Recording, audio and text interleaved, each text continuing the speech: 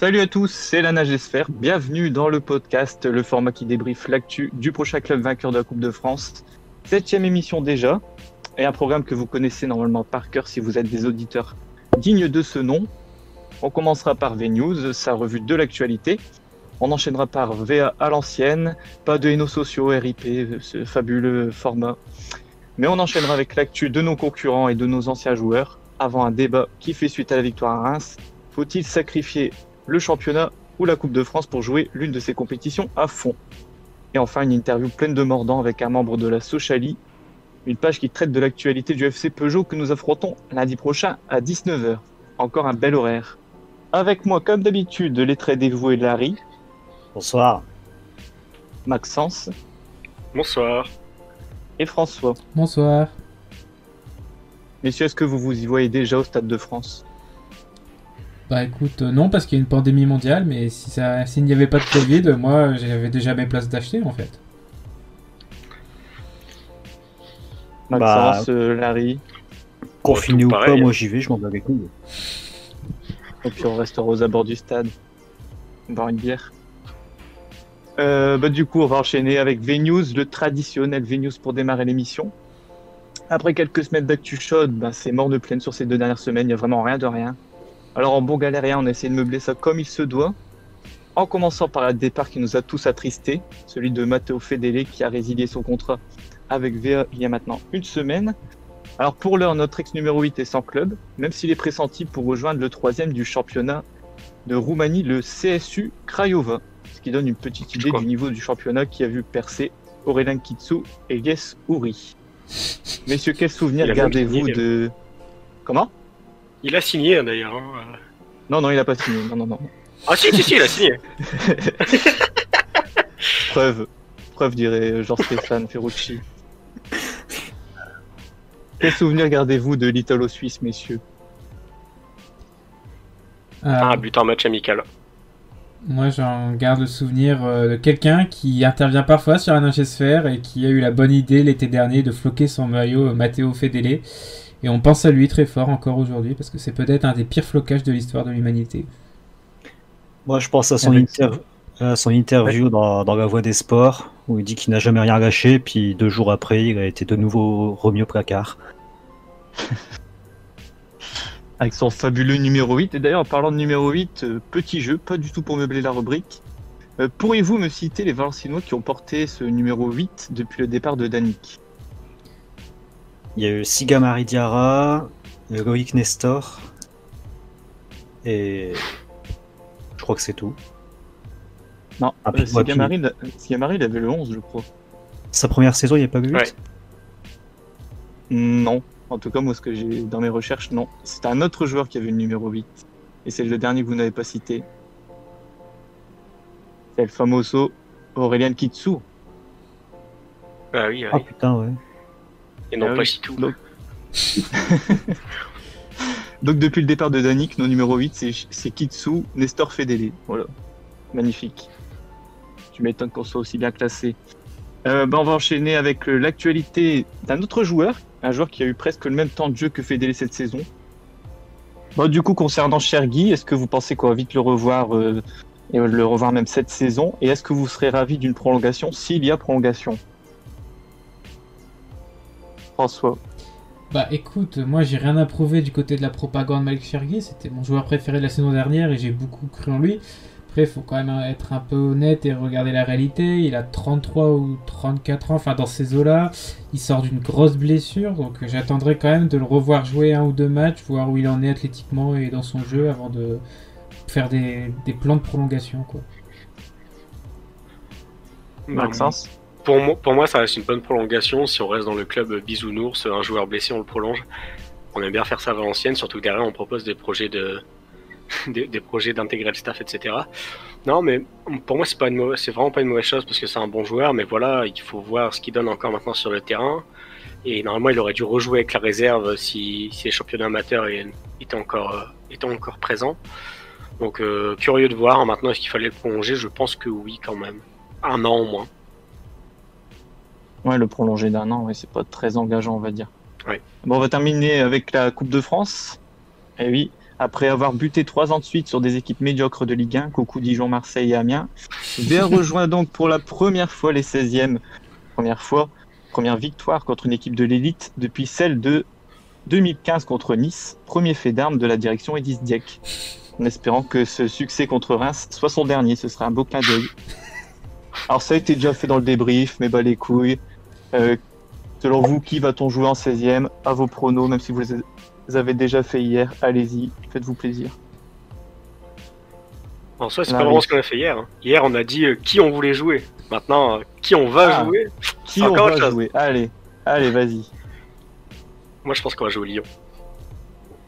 À domicile ou à l'extérieur? À domicile. François? Je pense qu'on va jouer une équipe amateur de merde et on va aller en 8e. Nari? Une équipe de merde, genre Marseille. Ah non. On espère. En tout cas, on nous le souhaite. Et c'est ainsi que s'achève ce V-News bien vide, bien creux. Mais François va rattraper le tout avec VA à l'ancienne, avec ce match Valenciennes-Brest de 2011. C'est ça, mais avant je voulais commencer, une fois n'est pas coutume, par l'anniversaire, et donc on va parler de Francis Gillot. Francis Gillot, né le 9 février 1960 à Villers-sur-Nicole, dans le fin fond de l'Arvénois, mais dans le département du Nord quand même. Donc il a été formé à l'USVA au poste de défenseur central, il sera devenu pro en 1978 et disputera en tout avec l'USVA 103 matchs pour 7 buts, ce qui est quand même pas mal pour un défenseur central. Et malheureusement, il jouera donc de 78 à 82. Et comme je sais que vous êtes incollable sur l'histoire de VA, vous savez bien qu'à l'issue de la saison 81-82, nous sommes descendus en Ligue 2, ou en deuxième division pour les puristes. Mais bon, Francis Gillot a rebondi pas très loin d'ici, du côté de Lens, où il jouera de 1982 à 1988, avec 193 matchs au compteur et 12 buts. Donc toujours pas mal pour un défenseur central. Mais il avait le nez creux, Francis Gillot, puisque Lens avait fini 17ème lors de sa dernière saison là-bas.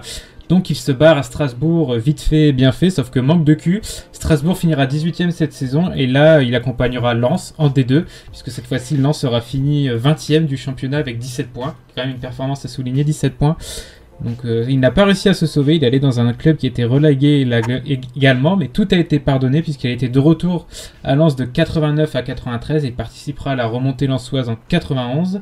Il finira sa carrière au Montauban FC de 1993 à 1996, et s'il est connu ou majoritairement connu, c'est pour sa carrière d'entraîneur qui débutera à Lens en tant qu'adjoint en 2004.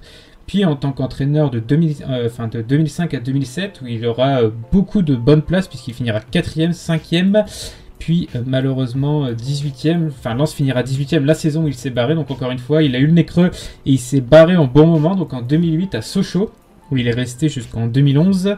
Donc il a remplacé Frédéric Hans et sauvé le club de Sochaux pour sa première saison. Et ensuite, je pense que vous en souvenez, il les a emmenés en Coupe de l'UEFA en 2011, avec les Marvin Martin, les Riyad Boudbouz, etc. Très belle équipe. En 2011, il arrivera à Bordeaux, où il finira 5e, et en 2012-2013, il gagnera la Coupe de France, qui était attendue en Gironde depuis 1987, donc c'était son premier titre en tant qu'entraîneur. Mais ça se passait pas si bien que ça, donc il ne prolongera pas aux Girondins. De 2014 à 2015, il va faire comme tout bon entraîneur et mettre la daronne à l'abri en signant en Chine, et c'est à ce moment-là qu'il a décliné la proposition de Valenciennes pour remplacer David Le Frappeur. Donc apparemment Valenciennes faisait moins envie qu'un club de Chine. Je vous laisse faire vos propres conclusions. Et en 2017, il ira au Auxerre pour une demi-saison seulement, où il finira par démissionner, donc ça ne s'est pas très bien passé. Et donc en 2019, il entamera une nouvelle reconversion, il rejoindra la DTN pour cette fois-ci encadrer les entraîneurs qui passeraient le brevet. Voilà. Donc, ça marche, mais du coup on peut enchaîner avec 7 fois Valenciennes-Brest. Ouais, Valenciennes-Brest, 13 février 2011, donc je vais commencer par vous donner les titulaires. Pento, Mater, Bisevac, Izimat, Bong, Gomis, Sanchez, Nam, Ducourciu, Danic et Pujol. Donc Ducourciu vers l'avant, comme vous avez pu le constater. Bon, c'est pas un match légendaire parce que c'est Brest, quoi, mais ça fait du bien de temps en temps de revenir sur une victoire comme ça contre une équipe lambda. Donc comme j'ai dit, Ducourciu, titulaire surprise devant, et tant mieux puisque c'est lui qui ouvrira le score face à Steve Elana dès la 13e minute sur un plat du pied et une passe décisive absolument merveilleuse de Gaël Danic. À un moment, on a un coup franc qui est contré et repris par Danic qui centre pour Bisevac qui break dès la 22e minute. Donc les Valenciennois se sont mis à l'abri très vite et Dani qui avait signé un doublé de passes décisives en 22 minutes. Prend ça Gaëtan Robaille. À la 42e minute, Pento empêche Poyet de réduire le score, donc ça gère tranquillement à domicile et Bizeval se blesse malheureusement et ce sera le grand retour de Raphaël Schmitt après ces moments galères, donc c'est un des seuls matchs qu'il va redisputer avec Valenciennes, mais bon, petit clin d'œil à lui qui nous suit sur Facebook. À la 69e, Taïnam déborde et Pujol catapulte dans la lucarne un ballon merveilleusement donné, donc là le but du break. Et on peut aussi citer un nouveau remplacement d'anthologie puisque Rudy Mater laissera sa place à Steven Langille, un joueur qui n'a pas forcément laissé de bons souvenirs ou de souvenirs tout court à Valenciennes. Bon, à la fin du match, Pento vigilant face à Grougy, Pujol manque le 4-0 mais c'est pas grave. Et Valenciennes, en ce beau dimanche 13 février, sera 12e avec 29 points. Et Grégory Pujol aura 9 de ses 17 buts de cette magnifique saison déjà au compteur. Merci François. Maintenant, Larry et Maxence vont nous abreuver d'actu Ligue 2 et actu de nos ex-joueurs. Vas-y Larry, c'est à toi. Très bien, donc l'actu de la division, mais pas seulement, parce qu'encore une fois, on s'est fait chier pour faire cette rubrique. Mais avant de commencer, on va prendre quelques instants pour saluer les équipes de Téléfoot qui sont restées professionnelles jusqu'au bout. Si le business plan était voué à l'échec dès le départ et qu'on a tous vu le fiasco arriver, on ne peut que saluer la qualité des reportages, des documentaires et des magazines consacrés à notre championnat. On leur souhaite à toutes et à tous de vite rebondir, qu'ils soient commentateurs, consultants ou même dans l'ombre, comme à la régie, caméraman, technicien ou technicien de surface. Nous leur souhaitons donc bon courage pour les jours à venir et espérons les voir rebondir afin qu'ils animent de nouveau avec passion les magazines et matchs de Ligue 2. Donc on va commencer par le championnat. Je vais te faire un rapport, je vais te dire il va être salé. Si vous avez la référence, tant mieux. C'est ce qu'aurait dit Nanking, le propriétaire du FC Sochaux, à son prédécesseur, le groupe Redius. En effet, l'actuel propriétaire du FC Sochaux a demandé un rapport sur la gestion des anciens actionnaires majoritaires. Et comme les relations entre les groupes de supporters et les anciens propriétaires chinois, le rapport n'est pas tendre puisqu'il évoque la gestion de l'ancien directeur administratif Emmanuel Desplat, qui s'est récemment exilé à Dijon. C'est plutôt une punition, bref. Ainsi que la légèreté dont ont fait preuve Wing Sangeri, pardon pour la prononciation, et ses acolytes. Donc Desplat était le signataire des comptes bancaires et était chargé des commandes et des paiements. On y apprend également que des employés touchaient un salaire très élevé. Comme ça, à l'arrache, les jardiniers touchaient 36 000 € bruts annuels, pendant que le chef jardinier en touchait 70 000. Et c'est pas fini, comme disait l'ancienne pub d'un célèbre opérateur au carré rouge. Une assistante de direction comptable empochait quant à elle 56 000 €, toujours brut annuel. Enfin, le directeur général, Ijia Kaezing, pardon, toujours pour la prononciation, a quitté le club avec une indemnité très confortable qui s'élève autour de 1 300 000 €. Bon. On espère que les successeurs de notre direction actuelle s'inspireront des Sochaliens. Nous, en tout cas, on le souhaite. Des commentaires ? 1,3 million quand même. C'est beaucoup. Bon, écoute, comme tu le dis, Larry, je rêve qu'il y ait ce même type de rapport que le successeur d'Edis Dieck un jour lance le même type de rapport. Je pense que là, il faut carrément appeler Élise Lucet pour traiter le dossier. Parce qu'à mon avis, ce serait assez exceptionnel qu'il y ait un rapport sur l'étendue de la gestion Dieck pendant 8 ans. La soupe est bonne, dirait le grand D Romain Bonina. Ils pourront chercher longtemps le financement du synthé du Mont, oui. Donc, news suivante, Mathieu Michel se régale d'être à Niort. Pas de commentaire. Donc, pour finir, on va carrément quitter la France. On va partir en Écosse. C'est une news totalement osef, mais je vais en parler quand même. Heureusement que c'est l'actu Ligue 2. Ouais, mais bon, je te dis vraiment, je me suis fait chier, j'ai dû partir ailleurs pour me meubler. Mais c'est une news qui m'a plu. Donc, le 26 février, le club d'Inverness, pardon, toujours pas prononciation, j'ai fait anglais niveau bac pro, donc par définition, les accents, c'est pas mon truc, reçoit Heart of Medrion Sian, bref, reçoit un club, bref, pour le compte de la 18e journée de seconde division. Malgré le contexte qu'on ne présente plus, ce sont plus de 6200 billets virtuels qui ont été vendus entre 5 et 10 livres. dont la moitié en 24 heures, pour une capacité de 7500 places. Le club du nord de l'Écosse, en proie à des difficultés financières, a pu compter sur le soutien de ses supporters ainsi que celui de ses adversaires, de quoi ravir son directeur général. Pendant que nous, à Valenciennes, on attend toujours nos avoirs de la saison dernière, ainsi que le remboursement des matchs ratés depuis fin octobre. Si quelqu'un a quelque chose à rajouter... Bon, Bah, ouais, l'Écosse c'est comme Valenciennes, quand on paye on voit pas les matchs. C'est un peu la même chose je trouve. C'est marrant que tu dises ça parce que aujourd'hui d'ailleurs il y a le club du FC Rouen qui lance exactement la même chose, qui a lancé un stade virtuel où tu reçois un billet sur ta boîte mail. Bon voilà, c'est un billet un peu collector. En gros tu payes 3 € et ça te permet de soutenir un club amateur. Donc n'hésitez pas à donner votre argent. Julien, j'imagine que cette info t'a interpellé. Non, mais moi, en tout cas, je donnerai pas un centime au club tant que certaines personnes seront là. Par contre, dès qu'ils seront partis, oui, je serai capable de donner. Bien. Avant de passer la main à Maxence, on va citer les sources. Donc, ces infos sont tirées de SoFoot et ma Ligue 2. D'ailleurs, n'hésitez pas à soutenir ma Ligue 2 en ces temps difficiles. Vous pouvez aussi télécharger leur application très ergonomique et fluide sur le Play Store ou sur iOS. Maxence, à ton tour. Et ben c'est parti, on part faire le tour du monde pour prendre des nouvelles de nos anciens Valenciennois. Bon, les performances n'ont pas été au top pour eux cette semaine. Mais bon, on va quand même faire le tour. Donc du côté de la France avec Lens-Rennes 0-0, Leka était titulaire, un match correct sans plus. Ensuite on a un Lorient-Reims, victoire 1-0 des Merlus où Abdelhamid était titulaire, donc il s'est fait poutrer 2 fois en une semaine, ça fait mal. Lyon a gagné 3-0 contre Strasbourg, Waris était titulaire la première fois depuis longtemps, ils en ont pris 3. Nice-Angers, 3-0 pour Nice, pareil, Fulgini est titulaire, ils en prennent 3. Par contre, on a un ancien Valenciennois qui a marqué un but ce week-end, c'était en Ligue 2, c'était Nancy, 1-0 pour Nancy face à Pau. Saliussi a été titulaire et du coup a été buteur. Donc une bonne nouvelle pour notre ancien latéral.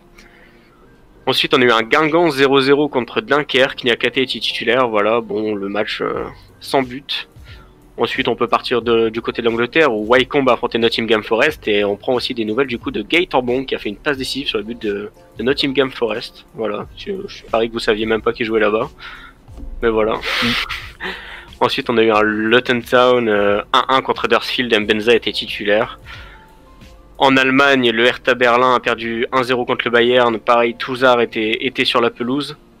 Schalke a perdu 3-0 contre Leipzig, Upamecano était titu, malheureusement il n'a pas marqué, contrairement à ses 2 partenaires en défense, dans un magnifique 3-5-2.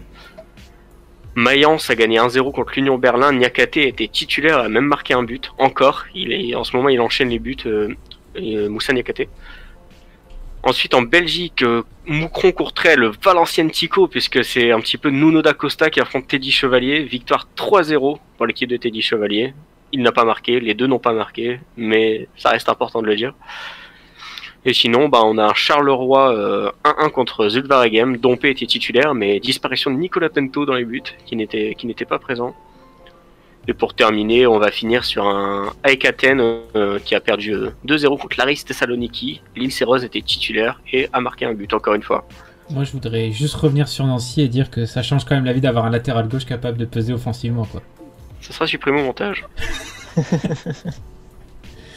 sais pas, il a combien de buts? 6.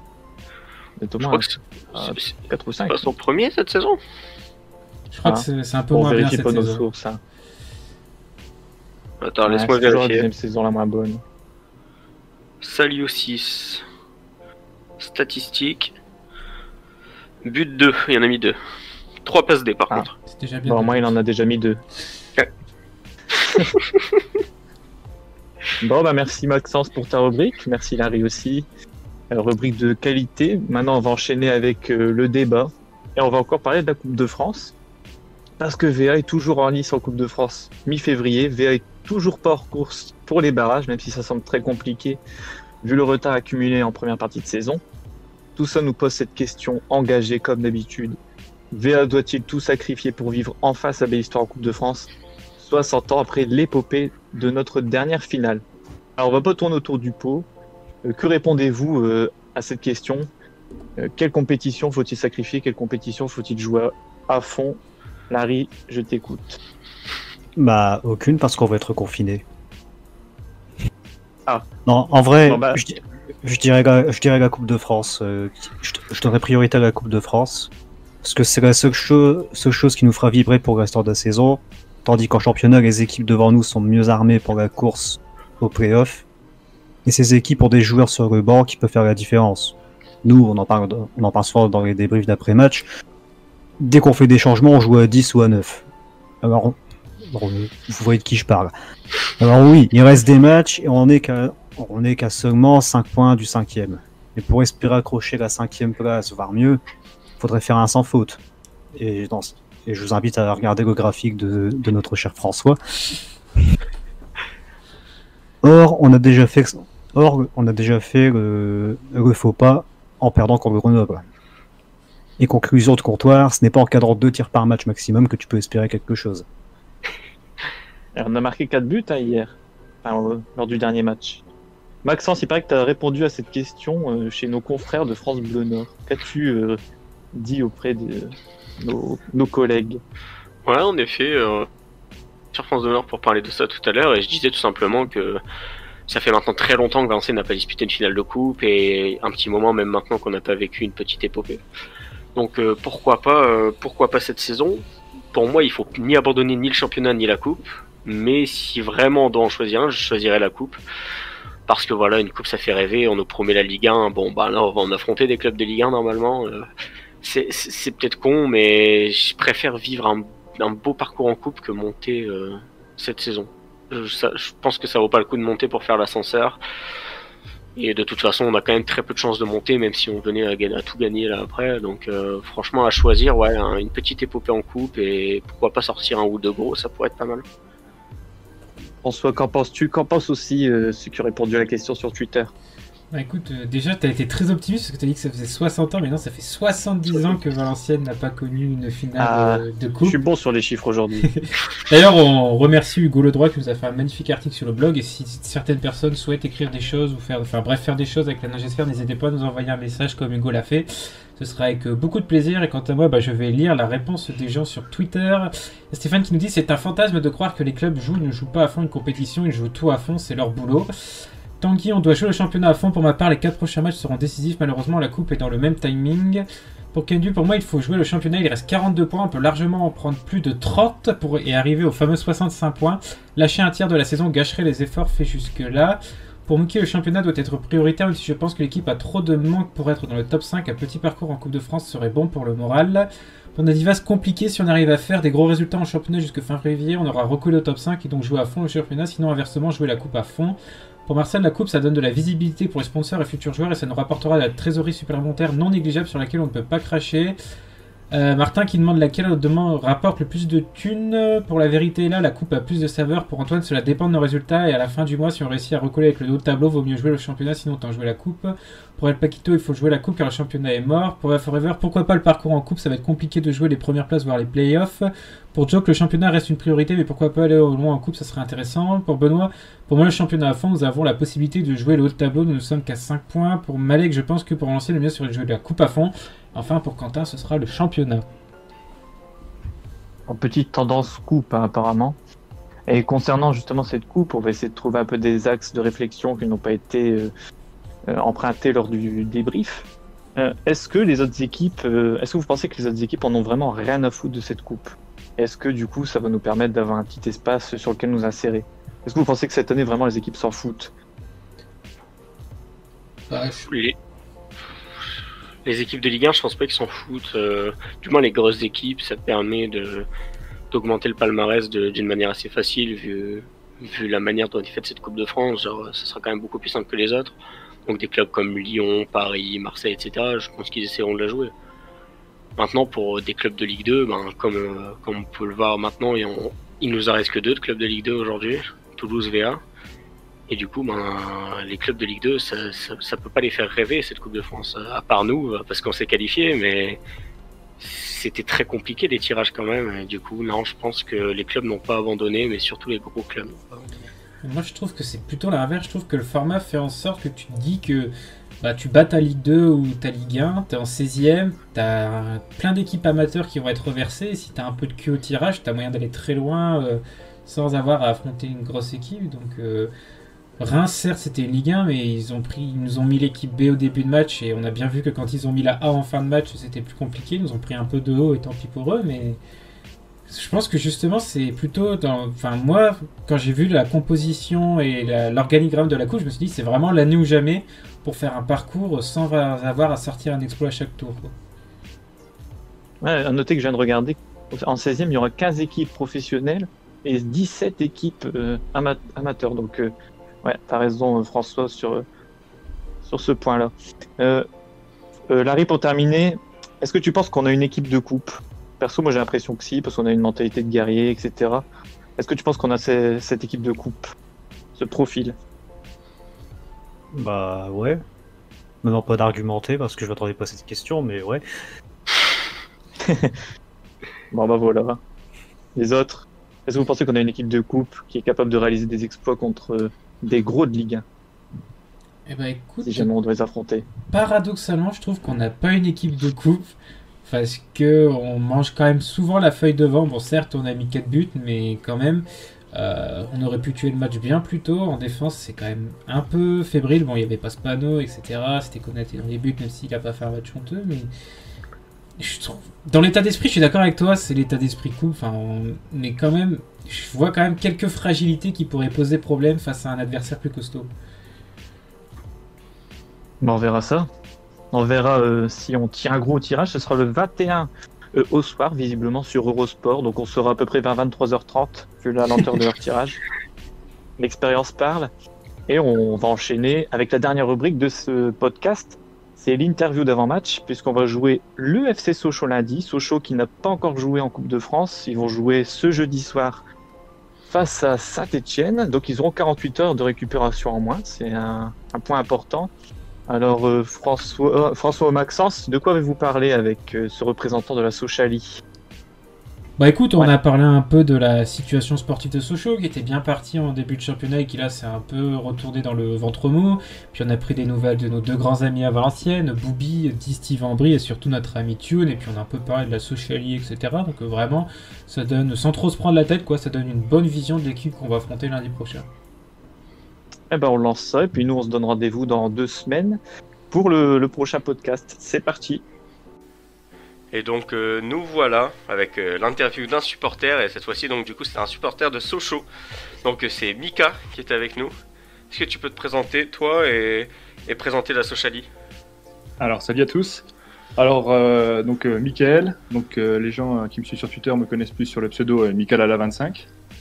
Donc, supporter du FCSM depuis, je dirais, 2006. Donc, moi, je suis un expatrié. Je suis né en Franche-Comté, mais comme je suis fils de militaire, j'ai supporté Sochaux dans les Ardennes. Donc, c'était soit Sedan, soit les grands clubs. Donc, il n'y avait que moi qui supportais Sochaux là-bas. Et puis récemment, donc j'ai fait mes études sup en Franche-Comté, et puis récemment j'ai trouvé du travail en Franche-Comté, donc ça m'avait permis de retourner un peu au stade jusqu'à récemment, qu'est-ce que les stades ferment malheureusement. Donc voilà. Et puis pour présenter la Sochalie, alors qu'est-ce qu'on peut dire? La Sochalie, c'est un compte Twitter, donc de base c'est un groupe de potes, un peu rencontrés sur les réseaux, avec un peu les mêmes délires, en train à débattre, analyser un peu les matchs. Et puis un jour, on s'est dit tiens, ça pourrait être sympa de faire profiter un peu de nos infos sur le club, de nos analyses et de créer un compte. Et donc on a été un peu victime de notre succès, notamment avec les infos mercato qu'on pouvait avoir à ce moment-là. Et puis voilà, c'est un groupe qui s'est fait sans prétention, mais avec cette idée un peu de rassembler tout le monde dans un côté assez léger, sans se prendre la tête, sans se prendre trop au sérieux. Pas avec une politique. Nous, c'est vraiment l'histoire, c'est vraiment de rigoler, c'est d'analyser. Et ça nous disait. Donc, cette année, cette saison, on a voulu un peu prolonger la chose. On a créé des podcasts. Donc, nos podcasts, c'est quoi? C'est à l'analyse de nos derniers matchs, toujours dans un ton léger, avec un petit quiz sympa, souvent pour nous redonner le sourire vu nos perfs. Et puis voilà, on débat un peu sur ce qui se passe en interne. On essaye de créer un peu d'interaction avec nos followers, un peu avec les gens qui nous suivent. Et puis voilà, ça marche doucement. On a créé quelque chose de plutôt sympa. Et je crois qu'on approche bientôt des 1000 abonnés, voilà, donc on continue sur cette lancée, puis on a quelques projets encore en tête. On va essayer de finir la saison, puis on va voir si on peut développer d'autres trucs.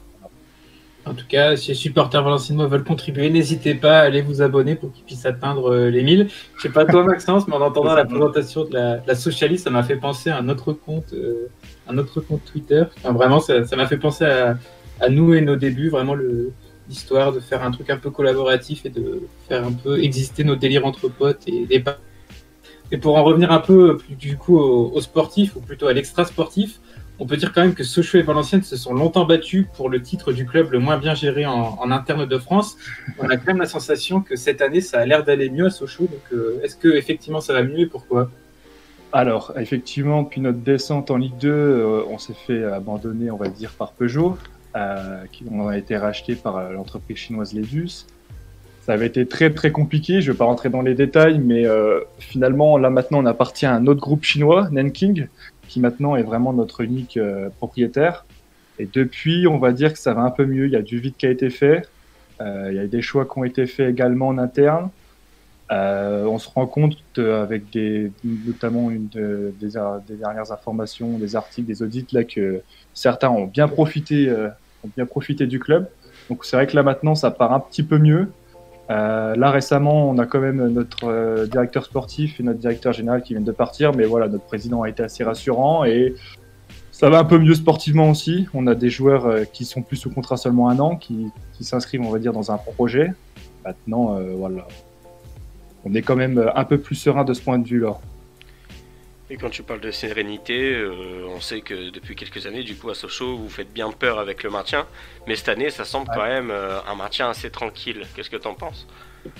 Alors, c'est ce qu'on analysait un peu dernièrement dans nos derniers podcasts, pardon. C'est que il faut qu'on fasse gaffe. Il faut qu'on fasse gaffe parce que là, en ce moment, on est souvent au même nombre de points entre le 5e et le 18e. Et le problème, c'est que quand on perd contre des équipes comme Troyes ou Toulouse, c'est chiant, mais c'est tout, ça n'a pas trop d'impact. Mais quand on n'arrive pas à gagner contre des équipes comme Rodez, voilà, quand on n'arrive pas à gagner contre des équipes du bas de classement, c'est là où ça peut vite devenir dangereux. Et là, on était sur une assez mauvaise série. On allait gagner à Chambly, donc on va dire que ça nous a redonné un petit peu d'air. Globalement, le maintien on devrait l'assurer sans trop de problèmes, mais on se fait peur bêtement sur des mauvais résultats, contre Ajaccio, contre Rodez par exemple. Voilà, c'est des résultats où c'est pas normal, mais bon, c'est comme ça. Mais bon, je pense que le maintien, on ne devrait pas avoir trop de problèmes. On aurait aimé rejouer un peu plus, mais je pense que on fera pas mieux que le ventre mou, malheureusement. Et justement, tu parlais d'une mauvaise série, mais le début de saison, il avait quand même été assez prometteur avant que vous caliez un peu. Et quand j'ai regardé un peu votre série de résultats, vous avez commencé à baisser en régime après le match Valenciennes-Sochaux, et notamment le légendaire Tune Gate entre Jérôme Prior et Tune et la morsure. Nous, on voulait savoir si effectivement c'est à ce moment-là que vous avez baissé de régime et comment va notre ami Tune. Alors, effectivement, on avait bien commencé puisqu'on avait enchaîné 2 victoires contre Auxerre et Troyes, qui maintenant sont en pleine bourre. En fait, ce qui était très fort chez nous, c'est qu'on ne perdait pas. C'est-à-dire qu'on a gagné, mais on ne perdait pas. C'est beaucoup de matchs nuls. Et effectivement, quand on a joué contre Valenciennes, donc il y a eu 0-0 seulement. Et derrière, on a commencé à enchaîner nos premières défaites. On a fait 3 défaites en 4 matchs. Ça s'est un petit peu écroulé. On a repris un petit peu, mais c'est beaucoup de matchs nuls en fait. On a beaucoup de mal à gagner nos matchs ou à tenir des résultats. Et c'est là où on perd beaucoup de points, et ce qui fait que le top 5 semble inatteignable. Après, en ce qui concerne Tune, écoutez, Tune va très bien.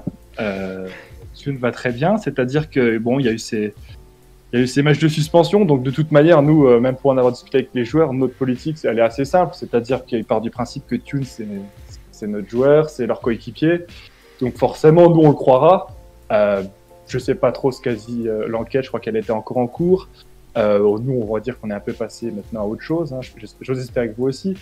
Mais maintenant, bien sûr, on sera les premiers à le condamner si ce qui a été dit a été faux. Maintenant, voilà. Aujourd'hui, Tune fait partie de notre effectif, fait partie de notre 11 même. Et vraiment, c'est un bon joueur du milieu de terrain qui est quasiment impossible à enlever. C'est vraiment un très bon joueur, il est sérieux. Il fait pas entendre, on n'entend pas de lui pour le moment. Il joue son rôle à merveille. Donc, écoutez, on va se contenter de ça. Et puis voilà quoi. Et Prior, comment est-ce qu'il va? Prior, un petit passage à vide pendant quelques matchs, mais là ça y est, il est de retour au meilleur niveau. C'est ce qu'on disait, il a vraiment eu son passage à vide après l'embrouille avec Tune. Il a vraiment fait 1 ou 2 mois très poussifs. Ouais. Et là, il a l'air de s'être remis dedans. Et à mon avis, c'est de nouveau un des meilleurs gardiens de Ligue 2. Il y a peut-être des choses à se reprocher, on va savoir. Sinon, pour revenir un peu plus sur le sportif, est-ce que tu penses que dans les années futures, donc on va dire les 3 prochaines années, la montée peut être un objectif pour Sochaux? Ça a été clairement dit par notre propriétaire, l'objectif c'est la montée en 3 ans. Aïe, en aïe, gros, aïe. c'est ça. Voilà. Ça, c'est très mauvais, les montants en 3 ans. On l'a eu en 2014. 3, 4. Ouais, mais nous, depuis 2014, on est quand même maintenant en Ligue 2. Ça commence à faire un peu long maintenant. Et voilà, c'est les mots du propriétaire. Pour cette saison, l'objectif c'est la 10e place. Visiblement, elle sera atteinte. Mais avec l'effectif qu'on a, on peut faire vraiment mieux. On peut vraiment faire mieux. Quand on voit nos défenses, on a des mecs, on dit Diou, il a un peu ses pétages de câble avec un rouge tous les 5 matchs. Mais on a Pogba, on a des Martial. Au milieu de terrain, on a des mecs comme Kabouni, Vesbeck qui touchent vraiment le ballon. Devant, on a un peu des manques offensifs, mais on a quelques pépites. Et vraiment, il y a de quoi faire avec cet effectif, surtout que la Ligue 2, c'est du bon niveau, mais c'est pas non plus exceptionnel quand on voit qu'il peut y avoir. La plus problématique, nous, ça va être l'entraîneur. Notre problématique va vraiment être autour de ça. On a Omar Daf qui sera en fin de contrat en juin. Et c'est de savoir si oui ou non il va te prolonger, parce que clairement, nous, c'est la problématique, c'est la pauvreté de notre jeu. Voilà. C'est vraiment là où on pêche. Et ça se sent largement, parce que c'est bien joli de mettre des 4-1 contre Chambly, mais dès que ça joue un peu plus haut, on galère. Et justement, tu parlais de pépites. Est-ce que tu peux nous donner des news de notre Steve Ambry national? Alors, les dernières de Steve Ambry, c'est au dernier match. Alors, je crois que c'est contre Chambly, si je dis pas de bêtises, où, je sais pas, il a voulu discuter avec l'arbitre et Tune l'a un peu poussé, peut-être un peu fort. Et où il lui a dit fais attention à toi. Donc on s'est dit bon, c'est sympa. C'est un face-à-face manqué contre le gardien de Rodez, avec un coup franc provoqué qui donne l'égalisation. En fait, c'est un joueur, on peut pas lui en vouloir. Ça peut être un vrai chien sur le terrain. Quand il rentre, voilà, il se donne à fond. Mais c'est pour combler un peu son manque de justesse et son manque de technique et plein d'autres manques, parce que bon, c'est quand même pas non plus une grande pépite, c'est pas une grande, il est pas très très bon, mais de toute manière en prenant un remplaçant, parce que je pense qu'il était remplaçant chez vous, je crois, c'était même pas le titulaire. Ouais, il était remplaçant. C'est ça, hein, donc on se doutait bien que ça allait pas devenir chez nous un titulaire, ça aurait été inquiétant. Donc, voilà, il a mis un but, je crois, voilà. Ouais. Au contre Chambly, il a quand même été bon, il a bien percuté, il a été à l'origine de plusieurs buts, mais contre Chambly quoi. Voilà. En fait, il était remplaçant chez nous parce que, en fait, de base, c'est un joueur qui a été formé en attaquant de pointe. D'accord. Et Olivier Guégan, quand il est arrivé, il a dit pourquoi pas le mettre piston gauche. D'accord. Et voilà, en gros, après, il est passé remplaçant piston gauche et c'est tout. Ouais, bon, on peut pas lui reprocher son envie, mais ça comble pas suffisamment parfois la pauvreté de son jeu quoi. Mais bon. En tout cas, moi je veux rien insinuer, mais vu ce que tu nous racontes, Tune est quand même souvent dans les embrouilles et dans les mauvais coups. Hein. Moi je laisse les gens faire leur propre conclusion, mais pour. Je pense surtout que c'est avec les Valenciennois. Je crois que là maintenant, je crois que Steve Ambry, je pense que même il s'est désolidarisé à ce moment du match, parce que j'ai un vague souvenir où il fait une story avec ses copains en mode tout va bien, donc forcément ça n'a pas été dans notre sens à nous. Maintenant, non, franchement, globalement, Tune, lui, il n'y a pas trop d'histoire, voilà, on va pas lui reprocher maintenant. Présenté comme ça, c'est vrai que je sais pas ce qu'il en a été après en interne dans le vestiaire, mais c'est vrai que sur les images, c'était un peu spécial. C'est comme ça, c'est le foot, ça arrive. Bon, en tout cas, cette équipe de Sochaux, quand elle s'embrouille pas, elle a bien des forces et des faiblesses. Est-ce que tu peux nous présenter les forces et les faiblesses de cette équipe et peut-être le joueur à surveiller, tout en sachant qu'à chaque fois on transmet les informations à Olivier Guégan qui prépare sa compo? Alors notre meilleur joueur, c'est Steve Ambry. Non, qu'est-ce qu'on peut dire? Notre force fut un temps, c'était la défense. On prenait peu de buts. Ça l'est encore, même si voilà, on est quand même un peu moins solide, mais voilà, on a plutôt une défense assez rustre, assez bonne. On n'a pas été épargné récemment par les blessures. On a Pogba qui s'était blessé, Didiou qui a pris rouge encore. Martial, lui, l'enchaînement des matchs était un peu compliqué, donc on a fait un peu de bricolage. Contre Chambly, c'est passé. Je ne sais pas comment sera le groupe contre Valenciennes, sachant qu'entre-temps, on a un match de Coupe de France contre Saint-Etienne. Donc je ne sais pas quels choix vont être faits. Est-ce qu'on va mettre une vraie équipe contre Saint-Etienne et donc contre Valenciennes, ce sera un peu dur, ou à l'inverse, on va faire tourner, je ne sais pas. Donc voilà, après notre point faible, clairement, c'est notre système de jeu. Hein. C'est tellement faible qu'on en est parfois, on s'endormirait presque. Et nos qualités, on va dire, c'est notre petite pépite, notamment Virginius, qui nous a mis un doublé au dernier match, qui a seulement 18 ans. C'est un mec qui respire le foot, qui fait vraiment plaisir à voir. Il se pose pas trop de questions. Et puis on a Brian Lasme aussi qui a l'air de revenir un peu à son bon niveau. Voilà, on va dire ces deux attaquants-là qui pourraient éventuellement poser des problèmes. Mais voilà, après, malheureusement, j'ai pas de quoi vous faire grande peur. Bon, allez, pour terminer, un petit prono pour le match. Quand on regarde je regardais un peu les derniers matchs, c'est quand même beaucoup à votre avantage. Hein. On n'a pas gagné depuis 2017. Ouais, je vais bien aller à 0-0 pour un bon match de Ligue 2. Ouais. Oui, pas trop. Bon, on préfère des buts quand même. Ouais, dernier match, j'ai vu ce que ça a donné contre vous. Quand je vois ce qu'on est capable de faire, même si on sera à domicile, même si à domicile ça peut dire grand chose. Mais bon. 0-0, non, vraiment, je vois pas beaucoup mieux. Ou alors, vraiment, on gagne 1-0 parce que vraiment, mais j'espère juste que Thune ne sera pas dans l'équipe. Parce que je sais pas pourquoi, j'ai peur de mauvais retours, que les esprits s'échauffent. J'ai un peu peur de ça. Mais bon. Ça pourrait partir en vrille. Voilà. Et nous, on a des mecs qui aiment bien partir au quart de tour, donc...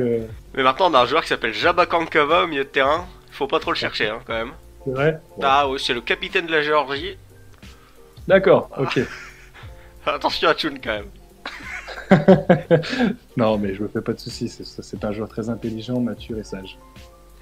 Et donc, merci du coup à Mika d'être venu pour répondre à nos questions. Je vous en prie, c'était avec plaisir. Et on se retrouve du coup pour le débrief du match. Pour le débrief du match face à Sochaux. Et d'ici là, portez-vous bien. Bye.